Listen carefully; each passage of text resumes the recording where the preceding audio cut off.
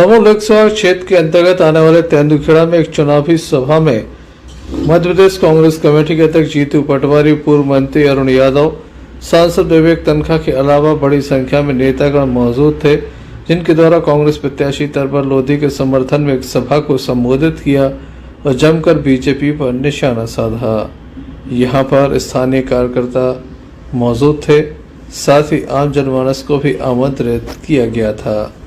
दमोह के तेंदुखेड़ा में इस सभा को आयोजित किया गया। क्या कहना है कांग्रेस के नेताओं का, आइए आपको सुनाते हैं। आदरणीय हमारे प्रदेश कांग्रेस कमेटी के अध्यक्ष आदरणीय जीतू पटवारी जी, पूर्व मंत्री एवं पूर्व प्रदेश कांग्रेस कमेटी के अध्यक्ष आदरणीय अरुण यादव जी, हमारे बीच में राज्यसभा के सदस्य आदरणीय विवेक तनखा जी, हमारे बीच में पूर्व विधायक आदरणीय प्रताप सिंह जी, पूर्व विधायक नारायण प्रजापति जी, हमारे बीच में हमारी बहन पारुल टंडन जी, हमारे बीच में हमारे कांग्रेस के बड़े नेता आदरणीय तिवारी जी, आदरणीय दर्ज करा पाए। जीतू भाई, इसलिए मैं पहले बोल रहा हूं जिससे मेरे पर केस ना दर्ज हो, आप पे हो। दो बातें हैं, ये एक ईमानदार व्यक्ति है और ईमानदारी की आजकल कीमत है। अगर आप ईमानदारी से समझौता करोगे तो आप ही पछताओगे।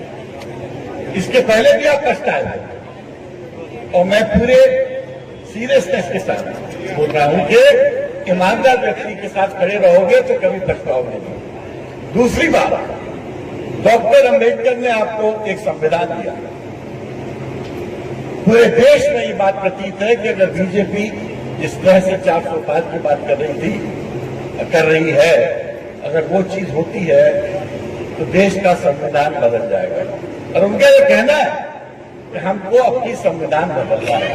अगर आप चाहते हो, डॉक्टर अंबेडकर और तमाम 300 बुद्धिजीवियों ने जो आपको संविधान दिया था, जिसको हम गणतंत्र दिवस की तरीके से मनाते हैं, और वो संविधान में 75 साल हमारे SC, ST, OBC और सभी वर्गों के साथ न्याय किया, तो आप बीजेपी को वोट दीजिए।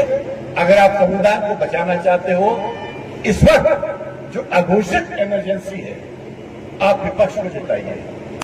दमोह संसदीय क्षेत्र में मुझे आने का अवसर मिला। जो 102 सीट पे इलेक्शन हुआ, उसमें गठबंधन भारी बहुमत से जीत रहा है। और आज मैं सतना भी था, दमोह भी आया, और पिछले एक महीने से लगातार करते करते 100 से ज्यादा मीटिंगें मैंने की होगी। अभी तक दूसरे चरण के पहले हफ्ते में के चुनाव में जनता का मूड बदला हुआ है। जैसा दमोह में नरेंद्र मोदी जी आए थे और 3000 लोगों के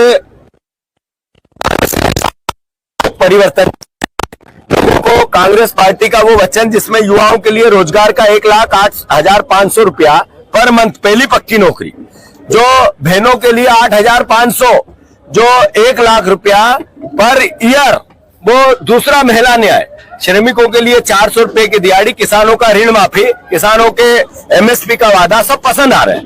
और मैं मानता हूं कि इतिहास रचा जाएगा 35 साल में।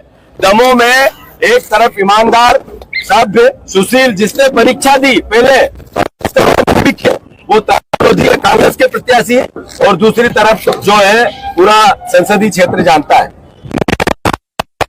में। और मैं मानता हूं जनता समझदार है, टिकाऊ के साथ रहेंगे। के बाद क्या लग रहा है? एक्सपर्ट भी है, आपने जिक्र भी किया, वो बता रहे हैं कि रुझान जो है मध्य प्रदेश की 6 सीट में से 4 सीट ऐसी है जिसमें 3 हम जीतेंगे और एक में 50-50 की टक्कर है। ये मध्य प्रदेश की स्थिति है। तो इसका मतलब है कि ऐसा ही राजस्थान में, ऐसा ही छत्तीसगढ़ में हमारे पास एक भी सीट नहीं थी। इसका मतलब परिवर्तन है। और साउथ में तो बीजेपी का झंडा भी नहीं मिलता है। यहाँ 3000 भी हुए, वहाँ हजार भी मोदी जी की सभा में नहीं हो रहा है।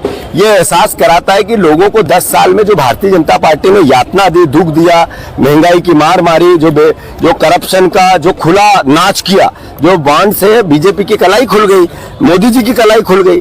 तो ये जो भावनाओं में लेके जो अलग अलग भावनात्मक मुद्दों पे बात करते थे, जनता सुनना नहीं चाहती है।